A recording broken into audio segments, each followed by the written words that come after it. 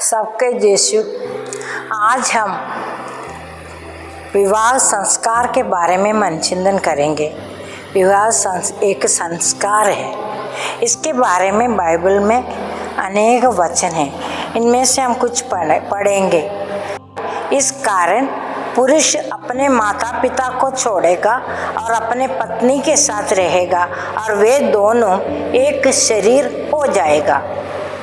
मत्ती के सुसमाचार में अध्याय 19:1 में ये लिखा है, जिसे ईश्वर ने जोड़ा है उसे मनुष्य अलग नहीं करे। मालकी अध्याय 2:16 में ये लिखा है, मैं तलाक से घृणा करता हूँ, मुझे उससे घृणा है जो एक से अन्याय करते दूसरे के साथ गांठ जोड़ता है, वो विश्वासघात करते हैं। ये 3 बात बहुत महत्वपूर्ण बात है। सबसे पहले उत्पत्ति ग्रंथ कहते हैं कि एक युवक या युवती बड़े होने पर विवाह संस्कार में जोड़ने के लिए तैयारी करते हुए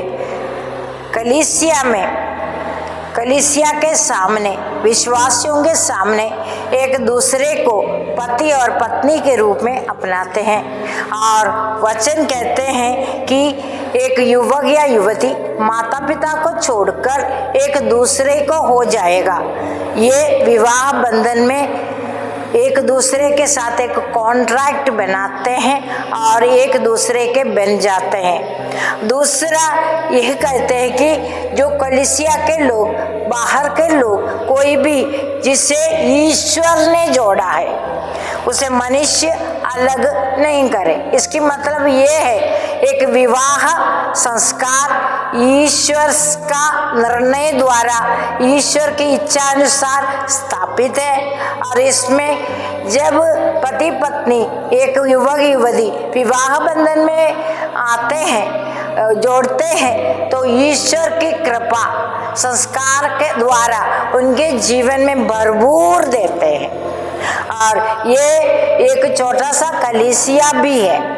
और विवाह बंधन में आने वाले युवक युवती को एक कर्तव्य कि वो ईश्वर के लिए बेटा बेटियों को पैदा करे और कलीसिया का बढ़ावा करे और विश्वास को अपने बच्चों को कलीसिया में बांटे, ताकि ये विश्वास जारी रहे।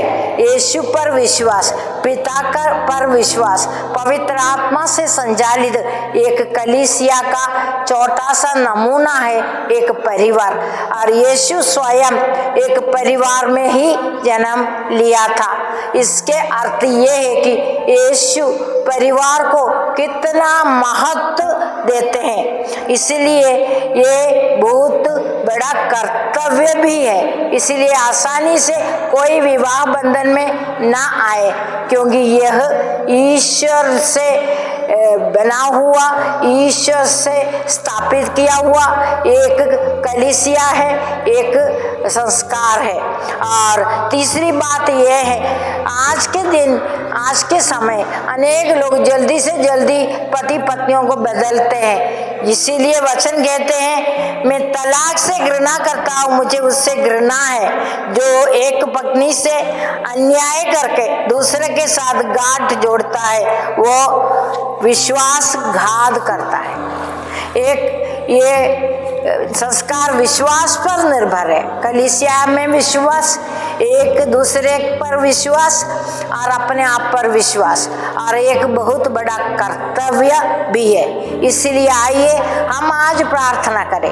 हमारे भाई बहन, छोटा भाई बहन, जो जवान बच्चे जो शादी में जुड़ रहे हैं, उन सबको ऐसा कृपा और ऐसा विश्वास मिले ताकि वे मरण तक एक दूसरे से विश्वासघात ना करें, इधर उधर भड़के हुए अपने परिवार को तोड़ न जाए। बच्चे अनाथ हो जाते हैं, बच्चे दुखी हो जाते हैं जब पति पत्नी अलग हो जाते हैं। इसलिए हम कलीसिया में जुड़े हुए एक एक पति पत्नी के लिए हम प्रार्थना करें और आगे ये संस्कार अच्छा तैयारी के साथ और अपने कर्तव्य समझते हुए अपने कर्तव्य को निभाने की कृपा सब पति पत्नी को मिले। जीवन के अंत तक एक दूसरे से वफादार होते रहे। आमीन।